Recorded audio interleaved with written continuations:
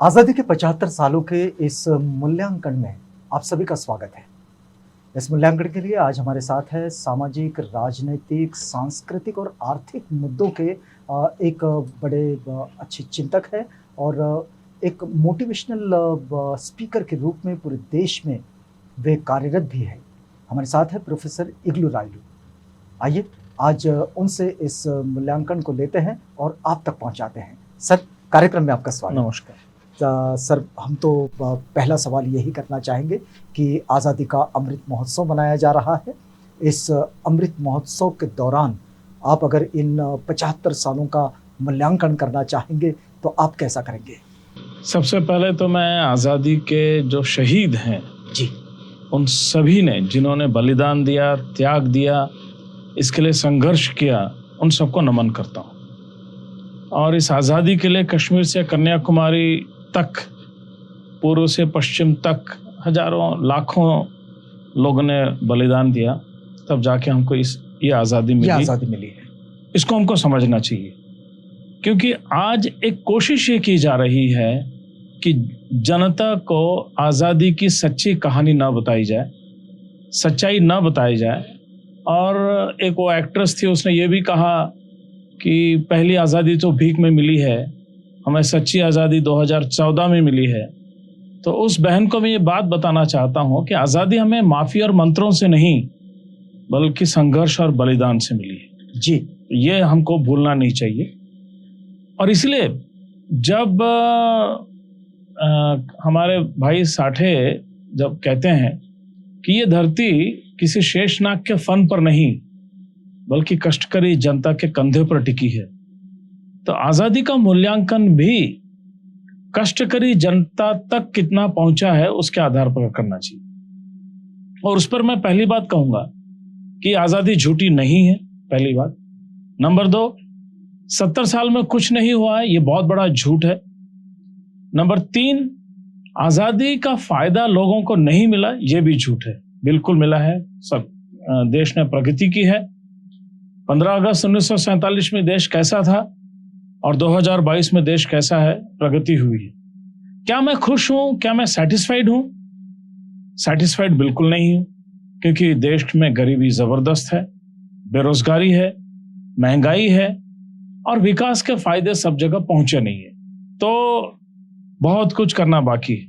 लेकिन उससे भी जो बड़ी विडंबना है कि सन 2014 तक जो विकास का एक दिशा चल रही थी, उस विकास की दिशा को रोका गया है और विपरीत दिशा में चलना चालू हो गया। विपरीत दिशा में क्या कहता हूं जी, कि पूंजीवाद को और मजबूत करने की कोशिश हमारे भाई साहब मोदी साहब ने करना शुरू किया है। ये मैं इमोशनल होके नहीं कह रहा हूं।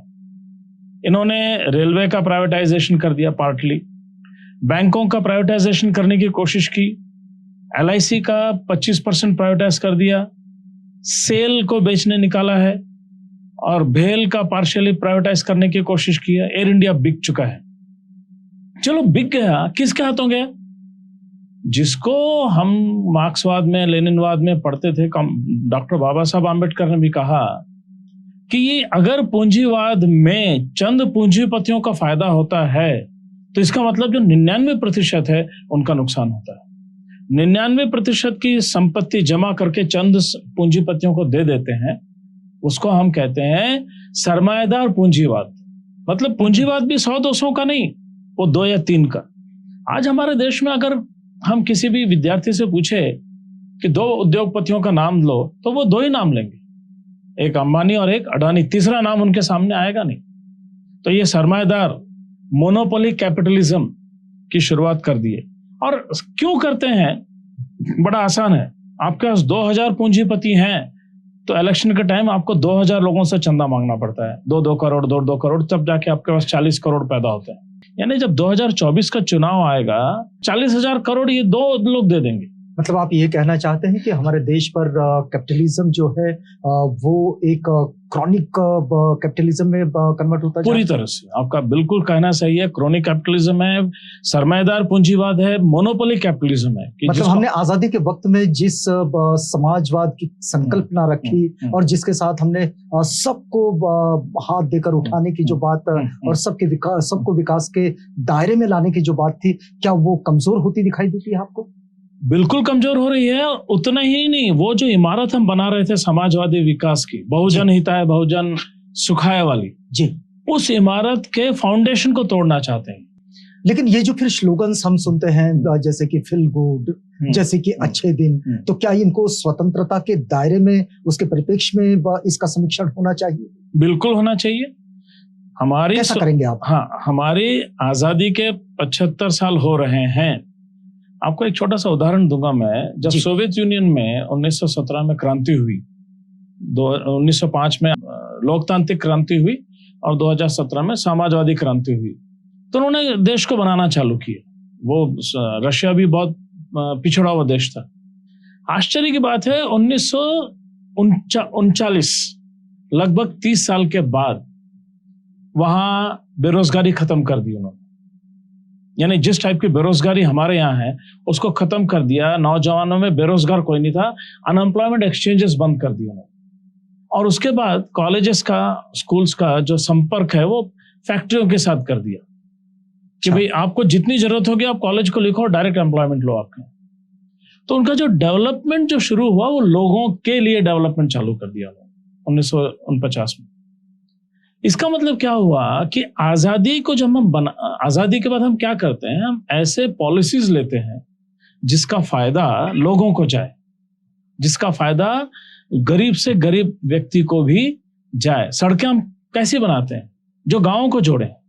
रेलवे हम क्यों चलाते हैं? रेलवे उस स्टेशन तक जाए जहां प्रॉफिट नहीं मिलता है, लेकिन एक छोटे से गरीब किसान का जो उत्पाद है वो रेलवे में आकर वो बाजार तक जा सके। ये होती है समाजवादी व्यवस्था। हम भारत में मिश्रित अर्थव्यवस्था थी बिल्कुल, और कोई माने ना माने, मैं इस चीज को जवाहरलाल नेहरू की बहुत बड़ी उपलब्धि मानता हूं कि उन्होंने पहचाना ये देश गरीब है, और उन्हें यह भी पहचाना कि सरकार के पास इतनी ताकत नहीं है कि वो पूरा का पूरा समाजवादी व्यवस्था ला दे। इसलिए उन्होंने क्या कहा, जो सरकार से बनेगा वो सरकार करेगी, जो सरकार से नहीं बनेगा वो पूंजीवादी व्यवस्था करेगी। मतलब एक मिश्रित अर्थव्यवस्था लेके चले, और मैं उसकी तारीफ करता हूँ। कुछ लोग, मेरे लेफ्ट एक्सट्रीमिस्ट लोग मेरे से नाराज हो सकते हैं, लेकिन मैं कहूंगा उन्होंने सच्चाई को पहचाना, और इसलिए नेहरू जी का जो मॉडल था वो काबिल तारीफ मॉडल था कि हम इंफ्रास्ट्रक्चर डेवलप करेंगे, आप बिजनेस करो, हम दोनों मिलकर इस देश के नागरिकों के लिए एक अच्छा जीवन देने की कोशिश करेंगे। कपड़ा हर घर पहुंचे, घर का सामान बनाओ, स्टील बनाओ, इस तरह से हम दोनों मिलकर लोगों को एक अच्छा जीवन दे सकते हैं। ये कोशिश नेहरू जी की थी। क्या 64 तक, मतलब नेहरू जी के रहते तक जो स्थिति हमने देखी, क्या उसको आगे बढ़ते हुए देखा? हाँ, बिल्कुल देखा। 64 तक नेहरू जी ने कोशिश को, एक छोटा सा उदाहरण दे दूंगा, आपको समझ में आ जाएगा। नेहरू जी जब सोवियत यूनियन जाकर, नेहरू जी की खासियत थी, वो जो भी देश जाते थे वो सीख कर आते थे कि इसमें से क्या वो अच्छा है जो मेरे देश के लिए चाहिए। इसलिए उन्होंने अलग अलग देशों से, हर एक देश से एक आईआईटी को लिंक किया। आपको मालूम होगा हमारे देश में एक नया मॉड्यूल लेकर। एग्जैक्टली। वो सिर्फ, ये लोग जो कहते हैं वो समाजवादी थे, तो वो सिर्फ सोवियत यूनियन पर डिपेंडेंट नहीं रहे। सोवियत यूनियन से बहुत कुछ सीखा, समाजवाद से सीखा, लेकिन जर्मनी से भी अटैच करवाया एक आईआईटी, एक आईआईटी इंग्लैंड से अटैच करवाया, एक आईआईटी अमेरिका से अटैच करवाया। इसका मतलब उनका विजन इतना बड़ा था कि 6-7 देशों की टेक्नोलॉजी हमारे आईआईटीज में पढ़ाई जाए, हम किसी एक पर अवलंबन ना रहे। नंबर 1, वो उनको जो पता चला कि देश का इंफ्रास्ट्रक्चर डेवलप करना है तो स्टील बहुत जरूरी है, इस्पात, क्योंकि इस्पात आपको रेलवे के लिए लगेगा, इस्पात आपको इलेक्ट्रिसिटी के लगेगा, इस्पात आपको डैम्स बनाने के लिए लगेगा, इस्पात आपको ब्रिजेस बनाने के लिए लगेगा। ब्रिज, रेलवे, रोड और डैम्स ये बनाए बिना आपका देश डेवलप नहीं कर सकता। तो उन्होंने, उनके कैबिनेट में निर्णय लिया कि हम स्टील प्लांट बनाएंगे। और पहला स्टील प्लांट 1952 में जो, जिसका आइडिया भिलाई स्टील प्लांट का बना, तो नेहरू जी सबसे पहले अमेरिका गए थे और अमेरिका के राष्ट्रपति से गुहार लगाई कि हमको स्टील प्लांट बनाने की टेक्नोलॉजी दो, हमको स्टील प्लांट बना के दो। तो अमेरिकन एडमिनिस्ट्रेशन ने 2 शर्तें रखी उनके साथ। शर्त नंबर 1 कि जो स्टील प्लांट बनेगा वो प्राइवेट सेक्टर में बनेगा, सरकार नहीं बनाएगी। और दूसरा, हम टेक्नोलॉजी ट्रांसफर नहीं करेंगे, टेक्नोलॉजी हमारे हाथ में रहेगी। नेहरू जी को ये बात पटी नहीं कि जब हम पूरे स्टील प्लांट का पैसा देंगे तो टेक्नोलॉजी हमको मिलनी चाहिए। आप टेक्नोलॉजी आपके हाथ में रखोगे, इसका मतलब हमारा एक बोल्ट भी खराब हुआ तो हमको एक इंजीनियर बुलाना पड़ेगा अमेरिका से और वो सुधारेगा, उसको हम पैसा देंगे। आत्मनिर्भरता की बात जम नहीं रही थी। तो नेहरू जी हताश हुए, वापस आए, और वापस आने के बाद वो सोवियत यूनियन के मॉस्को गए। और मॉस्को में जब उसने कहा, तो मॉस्को में तो समाजवादी सरकार थी, 1950 के तक कोसिगिन वगैरह थे, तो उन्होंने कहा हम देंगे आपको। उन्होंने इतना ही कहा, अगर आप इसको पब्लिक सेक्टर में करते हैं तो हम आपको टेक्नोलॉजी भी ट्रांसफर कर देंगे। और इस तरह से भिलाई स्टील प्लांट रशिया के साथ एक पब्लिक सेक्टर का प्रोजेक्ट बना, पब्लिक सेक्टर का प्रोजेक्ट बना। और उसमें जब वो पूरा बन चुका था तो 60,000 एम्प्लॉइज लगे, और 60,000 एम्प्लॉइज में लगभग 25,000 दलित आदिवासी थे। भिलाई के आजू बाजू जो गांव है वो सब आदिवासी गांव। तो आप सोच सकते हैं नेहरू जी के इस एक कदम से भिलाई में 200 एंसिलरीज इंडस्ट्रीज बन गई, 200। तो भिलाई स्टील प्लांट में 60,000 एम्प्लॉइज, और ये 200 जो एंसिलरी इंडस्ट्रीज हैं उसमें हजारों एम्प्लॉइज। तो 60,000 प्लस ऐसा 40,000, 1 लाख परिवार उनको फायदा हुआ। और उस टाइम में कंडीशन थी कि जो सुपरवाइजरी कैडर है, जो इंजीनियरिंग कैडर है, वो आप इंडिया से कहीं से भी मंगाओ, उस पर कोई रोक नहीं। आप तमिलनाडु से मंगाओ, लेकिन लेबर लोकल हो। लेकिन जो वर्कर है वो सिर्फ लोकल रहेगा। उन्होंने सीमा भी तय कर दी थी कि आसपास के गांव से ही लाना पड़ेगा आपको।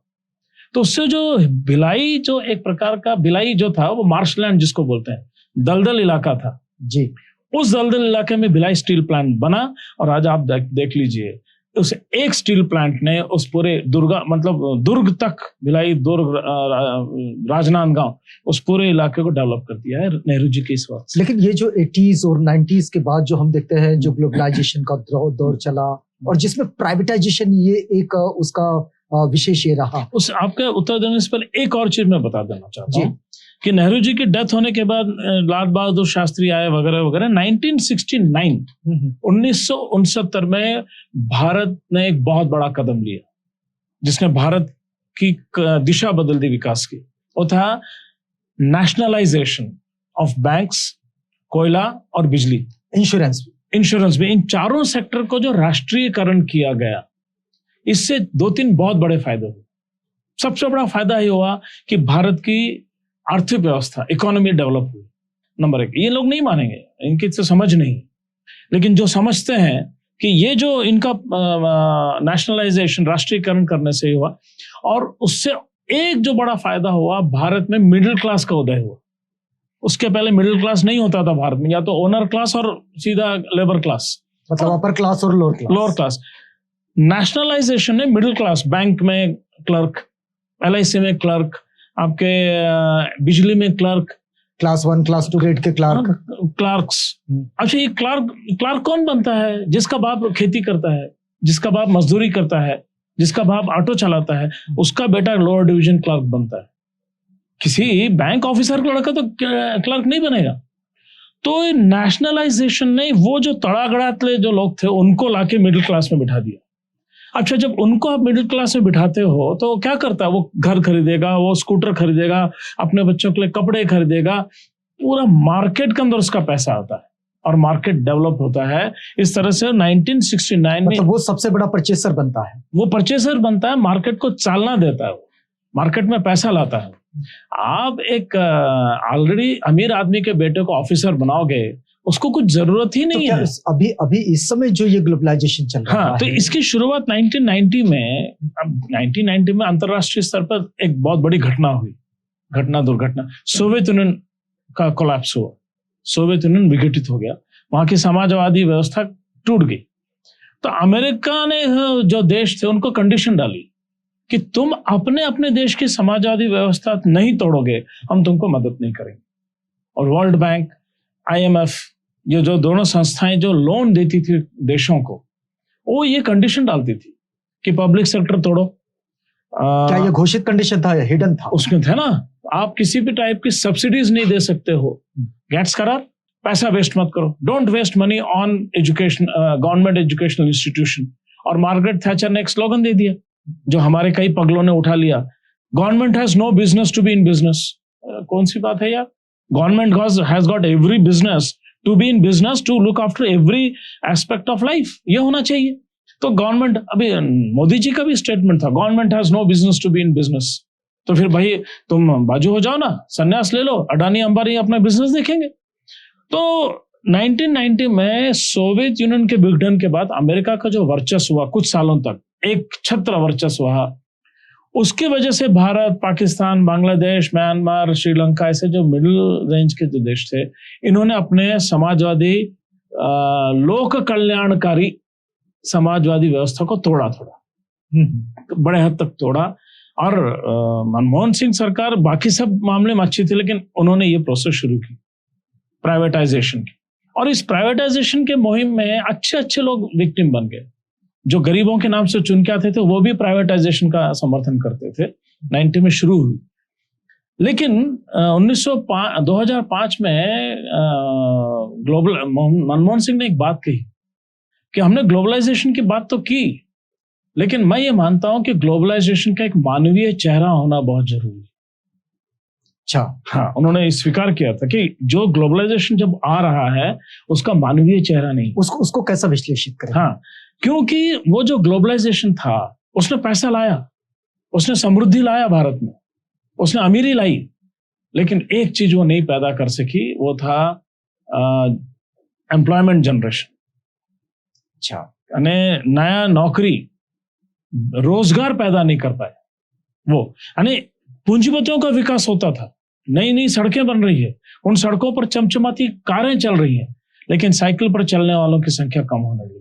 अच्छा, लेकिन एक सर ये बात भी हम आपसे समझना चाह रहे हैं कि जैसे आर्थिक विकास, फिर ये कहा जाता है कि जीडीपी का ग्रोथ बड़ा अच्छा हो तो फिर देश का भी ग्रोथ हो रहा है।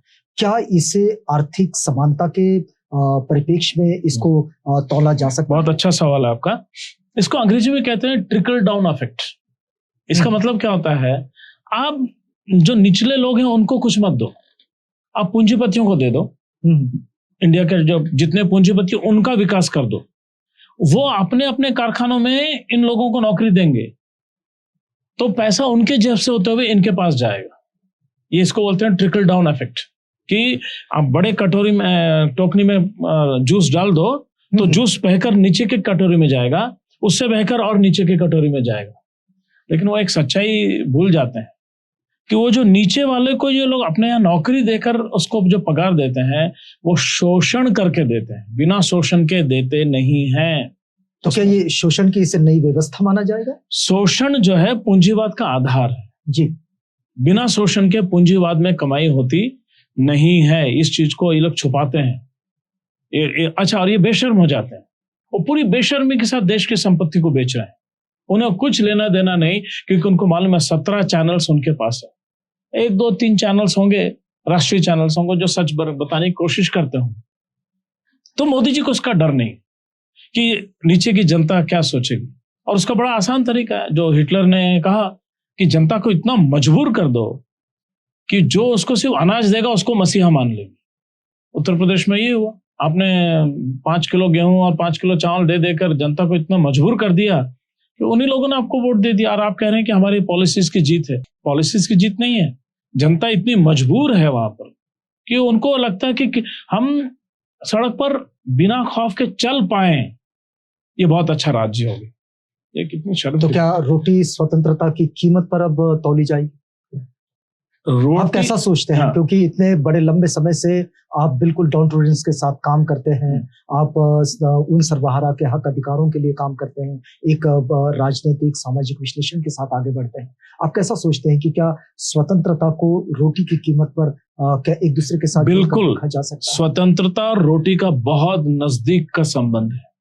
आपको याद दिला दूं, वो जब बंगाल का अकाल आया था, जिसको हम द ग्रेट बंगाल फैमीन कहते हैं, विंस्टन चर्चिल जब प्राइम मिनिस्टर हुआ करते थे, दुनिया विंस्टन चर्चिल को महान मानती होगी। जब बंगाल की सड़कों पर लोग मर रहे थे तो विंस्टन चर्चिल ने हिंदुस्तान का गेहूं और चावल ये ऑस्ट्रेलिया भिजाया था, क्योंकि अच्छा दाम मिल रहा था, पोषक था वो। पोषक था और अच्छा दाम मिल रहा था।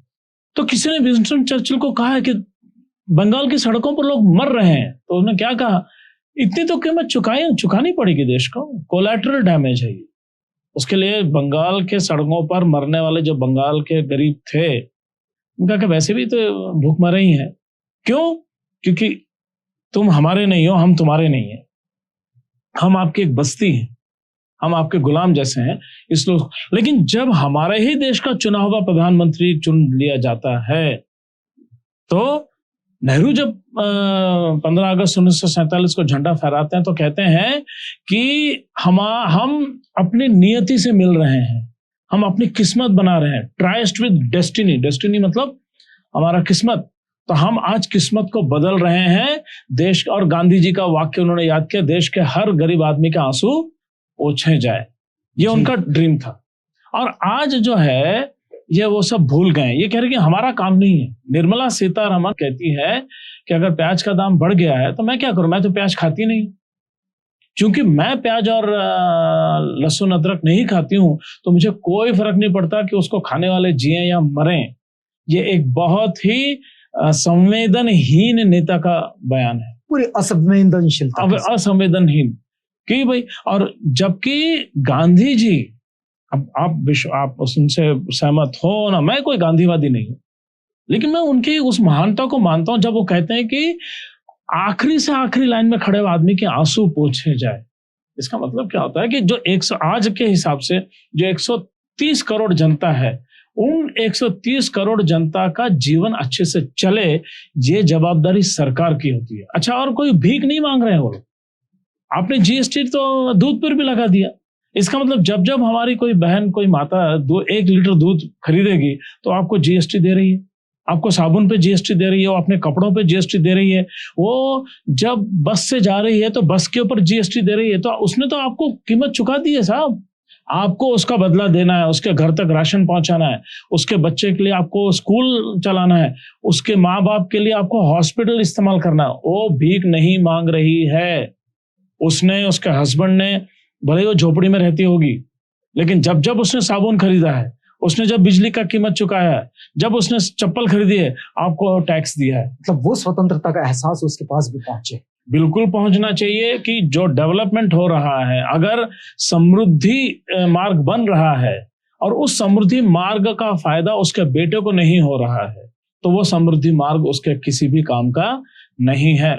सुपर स्पेशलिटी हॉस्पिटल है और उस सुपर स्पेशलिटी हॉस्पिटल में उसके पिताजी का ऑपरेशन संभव नहीं है, तो वो सुपर स्पेशलिटी हॉस्पिटल किसी काम का नहीं। प्राइवेट हॉस्पिटल्स तो उसके पहुंच के बाहर है, वो वहां जाना भी सोचेगी नहीं। लेकिन जहां हमने पैदा करना चाहिए उसके खून पसीने से बना हुआ है। मेडिकल कॉलेज के लिए कोई मोदी या मैं पैसा नहीं देते हैं, मेडिकल कॉलेज का पैसा इस देश की जनता के जेब से आता है। तो नागपुर का गवर्नमेंट मेडिकल कॉलेज हो या देश का कहीं का भी मेडिकल कॉलेज हो, उस पर इस देश के जनता का अधिकार होता है, हक होता है, क्योंकि वहां काम करने वाला जो डॉक्टर होता है वो कोई महान नहीं होता। उस डॉक्टर का जो पगार है वो उसी झोपड़पट्टी में रहने वाले गरीब आदमी के जेब से आता है। ये डॉक्टर ने भूलना नहीं चाहिए। मैं जब कॉलेज में काम करता हूं तो मेरे क्लास में बैठा हुआ आधा फटा कपड़ा पहना लड़का जो है वो मेरा पालनहार है, क्योंकि उसके टैक्स से मेरा पगार आता है। ये मैंने भूलना नहीं चाहिए। इसलिए आजादी का मतलब ये होता है कि सेल्फ रूल, हम अपने खुद शासन कर रहे हैं, और जब खुद शासन कर रहे हैं तो खुद को मतलब 130 करोड़ जनता को उसका फायदा मिलना बहुत जरूरी है। और ये जिम्मेदारी के साथ होना चाहिए। बिल्कुल जिम्मेदारी और जिम्मेदारी के एहसास के साथ। सर, अब इस बात को चलते चलते हम एक अंतिम टिप्पणी आपसे लेना चाहेंगे कि ये जो वर्ल्ड हैप्पीनेस इंडेक्स है, इसके साथ हम आजादी के 75 वर्षों को कैसे जोड़कर देखेंगे, हमारी स्थिति वर्ल्ड हैप्पीनेस इंडेक्स में और आजादी के 75 साल। वर्ल्ड हैप्पीनेस इंडेक्स की अगर हम बात करें, देखिए भूटान हमसे आगे है, क्योंकि वो प्रॉफिटेबिलिटी की बात नहीं करता। और हैप्पीनेस इंडेक्स का मतलब है कि जितने नागरिक हैं उनको खाना मिले, उनके पास कपड़ा हो, उनके पास एक अच्छा घर हो, अच्छा मतलब आलिशान नहीं, घर हो, और उनको रोजगार मिले। हम कोई जानवर नहीं है कि चारा दे दिया तो हमारा काम हो जाएगा। रोजगार देना, ये लोग कहते हैं रोजगार देना सरकार का काम नहीं है। अरे भाई सर, रोजगार पैदा तो करो। आपने डिमोनेटाइजेशन करके 2,50,000 लघु उद्योग खत्म कर दिए, ऐसा तो मत करो। तो मेरा कहना है कि आजादी में जो भी सरकार होगी, जिस पार्टी की भी सरकार होगी, उसकी जवाबदारी है कि वो देश के सब लोगों के लिए काम करे। एक धर्म, एक जात, एक कुनबा या एक भाषा के लिए काम ना करें। ये हिंदुस्तान की आत्मा के साथ दगाबाजी होगी। क्योंकि हम अगर अपने देश का जो संविधान है और उसकी प्रास्ताविका पढ़ें तो उसमें किसी भी धर्म का उल्लेख नहीं है, उसमें किसी भी जात का उल्लेख नहीं है, उसमें किसी भाषा का उल्लेख नहीं। वो सीधा कहता है हम भारत के लोग, आम्ही भारताचे लोग, we the people of India. अब we the people of India ये थोड़ी कह सकते हैं कि हिंदू है या मुसलमान, नहीं, वो कोई नहीं। जो इस देश में पैदा हुआ है, जो इस देश का नागरिक है, वो इस देश का मालक है। इसलिए उसने जिसको दिल्ली भेजा है, उसने जिसको मुंबई भेजा है, उसने जिसको चेन्नई भेजा है, उन सब की जवाबदारी है कि उन लोगों ने उस आदमी के लिए काम करना है जो इस देश का मालिक है। ये एहसान नहीं है, ये हमारी कर्तव्य निष्ठा है। और भारत माता की जय बोलने का एक ही मतलब होता है मेरे हिसाब से। मेरी भारत माता कोई शेर पर बैठी हुई नहीं है, वो हाथ में कोई झंडा लिए हुए नहीं है। मेरी भारत माता इस देश की जो 60 करोड़ माताएं हैं, आपकी, मेरी और हमारे बाहर खड़े बैलगाड़ी चलाने वाले की माता, या वो जो 25 रुपए का सब्जी बेचने वाली जो काकी बैठती उसकी माता, ये जो 60 करोड़ माता है, उनकी जय जिस दिन होगी वही मेरे लिए भारत माता की जय है। अलग से मेरी भारत माता दूसरी कोई नहीं है। और ये भारत माताएं जो 60 करोड़ जिनकी बात कर रहा हूं, 60, 30, 40 करोड़ जो भी होंगी, ये खुश कब होंगी?